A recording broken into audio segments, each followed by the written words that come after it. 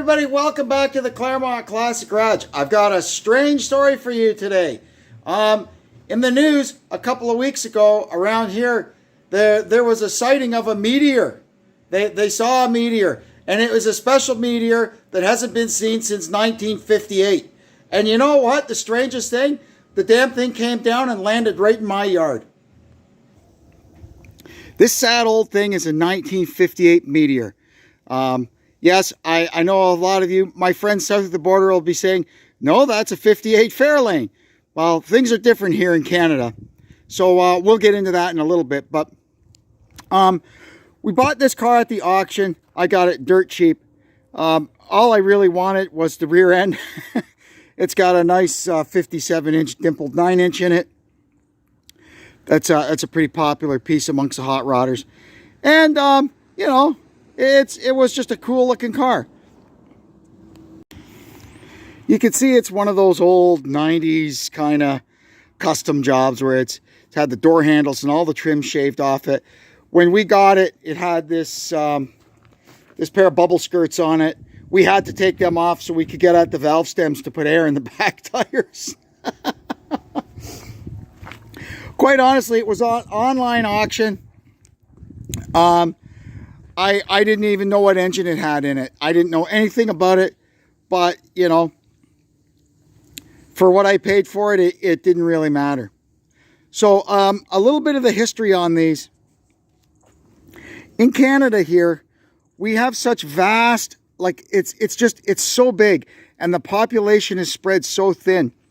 There were many small towns or smaller areas where Ford of Canada just could not justify having a Ford dealership over here and a Lincoln Mercury dealership over there. There just wasn't enough business to support it. So what they did, they came up with this plan. The Ford dealers in like a sparsely populated area, they'd put a Ford dealer. And what they would do is to give the customers, if they wanted a little more upscale car, well, there was no Mercuries there because it was a Ford dealer. So what they would do is they had the Meteor. It was just a little bit of a fancier Ford. It was a Ford with kind of a Mercury flair to it. So they'd have some extra trim on them and a little fancier interior, a little bit more chrome. And that's what they did. And likewise, at the Lincoln Mercury dealers, if there was a Lincoln Mercury dealer over here in the middle of nowhere, they needed kind of a value line so they could compete with, you know, Chevrolet and Dodge. So Ford gave them the Monarch. And what the Monarch was kind of a dressed down Ford that Lincoln Mercury dealers could sell, you know, as a budget-minded car. So that's where Meteor and Monarch came. The Meteor name did carry on into the 70s. It became a trim package on the LTD, and I think you get them everywhere, as did the Monarch nameplate that went on the Mercury cloned Granada, right? A Ford Granada and a Mercury Monarch. But in the beginning, Meteor and Monarch were strictly Canadian brands. Anyway, let's have a look at this car. So when we got there to get it, I mean, it didn't look too bad. Problem was, it's been sitting in grass for a very long time, and it became evident once we started trying to move it. You can see here the gap on the door. It's pretty tight at the top and pretty open at the bottom. That's not what you want to see on an old car. Same thing on this side. You can see that gap. It's just literally touching at the top, and you've got almost 3/4 of an inch at the bottom. That means the frame's starting to let go in it. And we'll see when we push it back inside and get underneath it. It's pretty bad under there. And that is simply a product of the car being parked in grass. If you've got old cars, never, ever, ever park them on grass. Gravel like this is better. Anything but grass. If you got to park it on grass, put some old sheets of tin roofing or something underneath it. Even sheets of plywood or a blue tarp. Anything to keep the dampness from coming out of the ground, because it just comes up and it rises and it gets in the car. And especially these Canadian cars that have got the salt in them, you know, the salt, it kind of gets on it. And over the years, even though you're not driving it in the salt anymore, the moisture just keeps working and working and working at that salt until it destroys the car. But I mean, we could tell by looking at it that the rot, all the rot underneath, was from sitting in the grass, and it's a damn shame. So, the inside of this thing,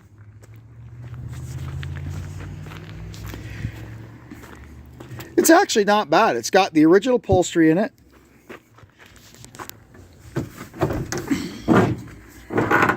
Oh, yeah, we got to do this. It's a trick to open the door. I'm still not sure how you open the doors when the windows are up with the shaved door handles. You know, the kits you used to buy in the 90s had a fob, you know. But you can see here, there's no wires going into the door. So I have no idea how they were operating that. Maybe they never finished the installation. I don't know. But here's the dash. And it says 88,994. Is that original or not? Who knows? That's the correct Meteor horn button. That's probably would do 57 and 58, I would guess. It's got an AM radio, and the bezel, I found the bezel for the radio is in the trunk. So that's good. You can see here, it's got the little Meteor badge around the glove box, and it's a locking glove box on top of that. Little mouse turds in there, but not too bad. The floor, you can see here, the floor, it has been patched up one time. And then it started rotting again from sitting. But it's, you know, at least it has a floor in it. That's something.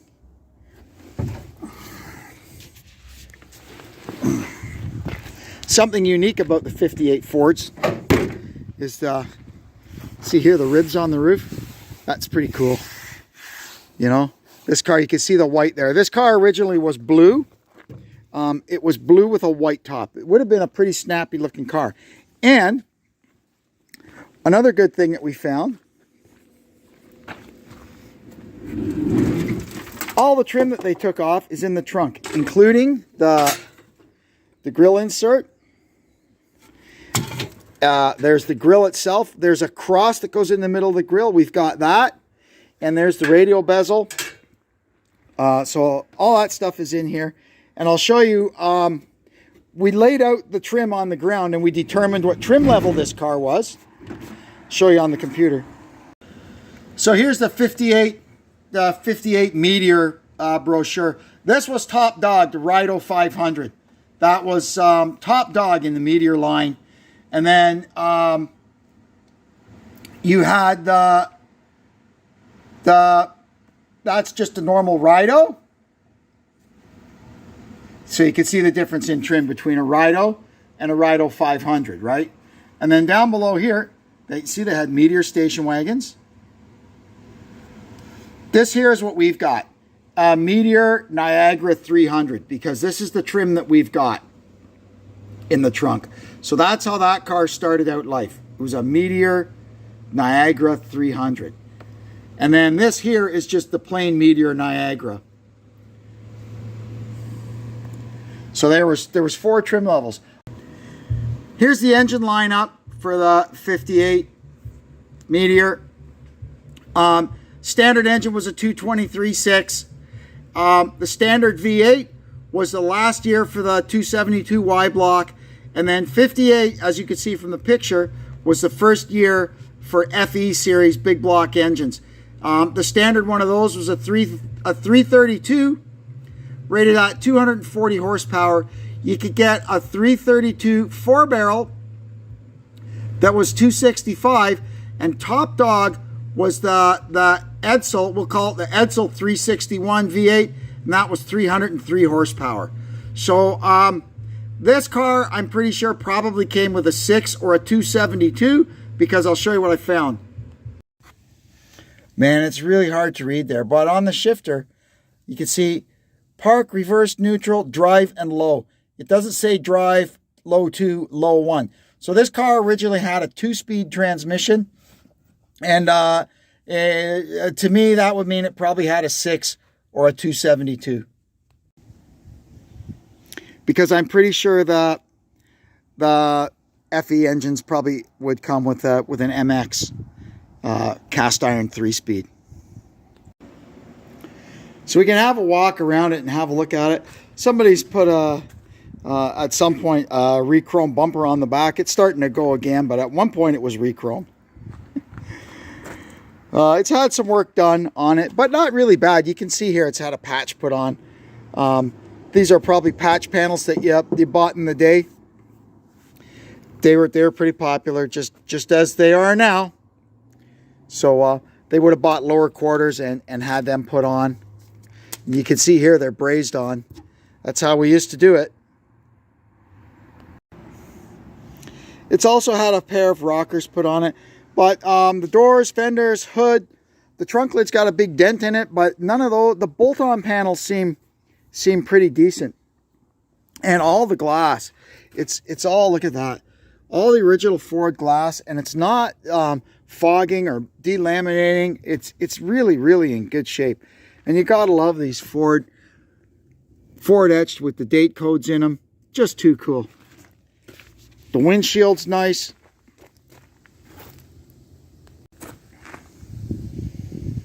The front of it's pretty good. But I know you all want to see what's under the hood. So let's see what we find under here. Another cool thing about 57 through 59 Fords is the backwards opening hood. Man, I'm so sad that this car is so rotten underneath. I love these. 57 and 58 are my favorites. 59s are okay, but 57 and 58 Fords just kill me. I love them. So anyway, we got there, got the hood open, and what we have here is what appears to be a 67 or 68 390 GT engine, or at least the top end of one.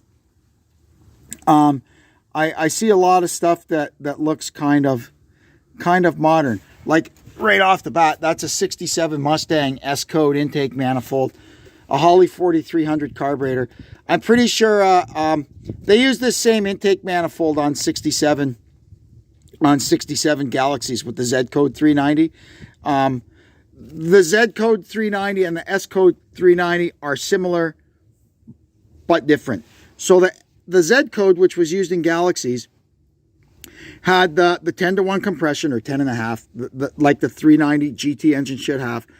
Had 4-barrel carburetor, but it had a much tamer camshaft than the Mustang engine because of these horrible log exhaust manifolds that they had to use on these full-size cars because of where the control arms and the steering box are. In the Mustang engine, it used the same pistons, but it had a more performance-oriented camshaft, and I'm pretty sure that the Mustangs, at least in 67, used a Holley carburetor, not an Autolite carburetor. In 68, they might have used an Autolite. I'm not 100% sure. But we'll have to do a little more digging to find out that. Of course, I mean, you can tell just by looking at the carburetor that this engine is roached. I mean, that's a nasty looking carburetor. And of course, it's seized solid. So what I did, for your enjoyment, these are also like 67, 68 valve covers. They might have used these in 69 too. So we're finding more and more parts from a 67 or 68 engine. The investigation continues. So we're going to pull a valve cover off and look if we've got C8AE-H heads. That would indicate that it's a 68 390 engine. Or at least it's a 68 390 cylinder head. So let's get this thing off and see what we see. Does "ran when parked" mean anything to you? I'm so disappointed that you cannot smell this. Because, well, it's foul. That is what happens when you leave a car parked in grass for 20 years with no air cleaner on it and the hood open. That's how we found this thing. So unfortunately, this engine, whatever it is best case scenario a candidate for the machine shop. Worst case scenario, it's 800 pounds of shred. But we'll find out more about the engine when we get it up in the air. I want to look at the motor mounts. This has obviously been swapped into here, so we're going to see what we can find out. We can also see that by the way the exhaust manifold is sitting on top of the steering box, and this car doesn't even have power steering. The way the exhaust manifold is sitting on the steering box, it's either the wrong manifold for this platform with an FE engine in it, or they've cobbled up some motor mounts to drop it in, and they've made them just a little bit wrong. You know, it's hard to say. Something else I see down here, the oil filter base and the fuel pump and all that looks like late 60s stuff. Also, even you can see the dark blue paint on the timing cover. These engines, I think, were like a light turquoise or something when this car would have been made. So I see more and more things that are pointing toward it actually being a 67 or 68 390. Well, let's get it back inside on the concrete and get it up in the air and see what we see. It's a little tight in the old garage here, but look at that. We've got it sitting up on stands. And, well, it's still sitting on stands. It hasn't broken completely in half yet.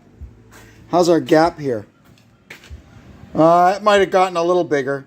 Anyway, let me grab a light and a creeper and we'll get under there and see what we see. First thing I got to do is get rid of this gas tank. Oh, does it ever reek? And all that's holding it in there, you can see, is the cap. I'll just take the cap off and the tank will come down and we can get it the hell out of here. Give me a second. This tank at some point was sent out in fiberglass. That's how they used to fix them. It's actually still got some liquid in it. I can feel it sloshing around in there when I move it. But I'd say her days are pretty much done. You can see that on the side of it here, the wetness.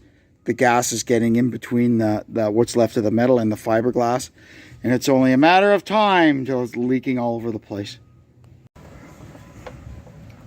So here under the back, you can see we've got a smooth back. Well, it's a dimpled smooth back. So the first year 9-inch 1957 doesn't have these two dimples.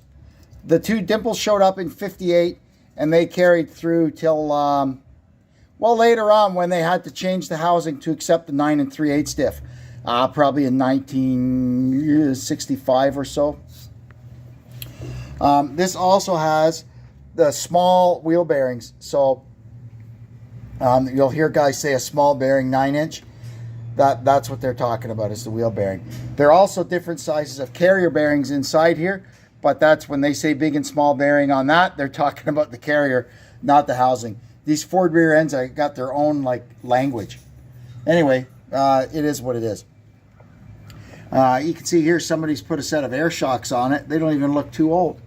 Monroe, what did they used to call those things? The Gabriels were called hijackers. What the heck did they call the Monroes? I can't remember.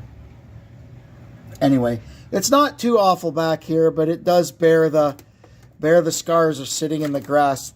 The trunk floors, well, it's seen better days. Let's get around the other side of the rear end and see what's in it. So here we've got a WAR case, which is what I expected to find. It's got the different pinion support. 57 had a unique pinion support with a great big gigantic seal in it. That's a 1 year only kind of deal. 58s have the normal seal, the normal 9-inch pinion seal that you'll see right up. So the WAR case, you'll see there, it's got 2 vertical ribs. And as I've explained before, don't confuse that with a nodular, an end case. These are not nodular. It'll say right in there, it'll be stamped, well, cast into it, WAR, sometimes WAB, I think. Or it may be stamped on the inside of the housing once you get it out. It's probably got a 300 gear in it. I don't know if the stuff turn that we could check it. Not really, it's pretty tight. The brakes are pretty crusty on this. Here we can see, we can get a look at the floor. It's actually got most of its original floor still in it. Not bad. But it does show the lot rot from sitting in the grass. Pretty sad, really. I'm pretty sure that this thing, when it was parked, was probably a decent car. It's got a set of dual exhaust on it. You can see here, there's the muffler, and they go back and dump in front of the back wheels. That was kind of a standard thing back in the day. Now the frame, you can see here, it's just destroyed. Look, there's nothing left of it. This frame goes from 57, I think, to 62. This frame, for sure, 57 to 59, and I think it actually goes right up to 62. Although they may have made some changes in 60. There may be kind of a different deal from 60 to 62. I'd have to look up some parts to be 100% sure. I've never messed with those cars. Now, as we move forward, we can see the transmission here is a C6, which definitely wasn't around in 1958. So my guess is that the C6 went in. It looks more and more like this is a later 60s engine. The C6 would have probably just gone in with that. I'm kind of wondering if this was just motor and trans pulled out of a 67 or 68 Galaxy and plunked right in here. I wonder if the tranny has a tag on it. The tag would be on one of the tail housing bolts or on the servo. But I don't see, there's no tag on any of the servo bolts here. Sometimes it's on one of the tail housing bolts too. But this transmission, you can see it's painted red, which means it's been in a transmission shop. And so many times when they come back from the transmission shop, the tag is gone. Yeah, I don't see anything on it at all. I didn't see a tag on the rear end either. No, I do. So we can pull the tag off that in a minute and see what it says. Aluminum tail housing, so it's not the heavy duty one. Okay, I want to get up and look at the sides of the engine block here. We're looking to see if it's got 3-bolt motor mounts as opposed to the early 2-bolt ones. So we'll look up here and we can see some interesting stuff. First, this thing sat around so long, this frost plug, it's not blown out, it's just rotted out and completely gone. Quite interesting. Beside it, you can see the motor mount, and you can see the two studs with nuts on them. That is the original FE engine motor mount configuration. Those two bosses there. In 1966, they added 2 more.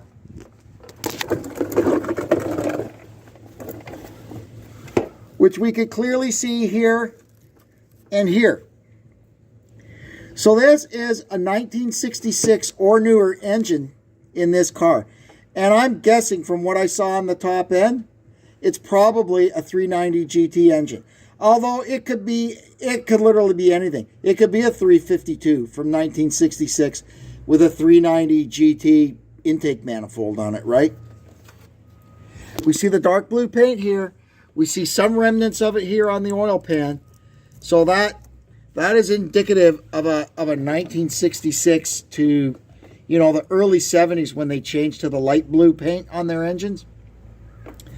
So the only way really, unfortunately, to know exactly what this thing is you have to take the cylinder heads off and measure the bore and measure the stroke. That's just how it is on FEs. I mean, hell, with that intake manifold on it, if it's out of a Galaxy, it could be a 428. You just don't know, right? We won't know till we get it out. But it's definitely coming out of here because seized, locked up, whatever. If it's a 428, it's not leaving here. The chances of that are slim, but possible. At least the 428s are identified on the back of the block. You got to get the transmission out, and you can tell if there's some markings on the back of it that you can tell. So who knows what we've got here. but it's definitely a 66 or newer FE engine. So call it what you want. 352, 390, 360. It could be anything. We'll find out though. That won't be till the next video though. I'm not going to start pulling the engine out now. You can see there it's got the remnants of an old heat riser, or you can look up the side of it. Sometimes there was a spacer that took the place of the heat riser, so they didn't have to. So they didn't have to offer two different right side exhaust pipes, because Canadian cars had a heat riser. Some Northern American cars had it. Southern ones did not, and there was actually a spacer that they would put in place of the heat riser. And I've also seen some where there was nothing there at all, and it just had short studs and the pipe went on. It might depend what plant it came out of even. You can see the downward pointing shift linkage. That's correct for a column shift car. We've got a proper 394 barrel kickdown rod here. That's a cool thing to have. Even the exhaust is rotted out and completely packed with crud. Oh man, how long did this thing sit? How long? Here on this side, we might get a better look at the extra motor mount bosses, because the bolt hole isn't full of mud daubers like it is on the other side. Let's see if I can get some light in there. There, you can see the hole right there underneath the frost plug.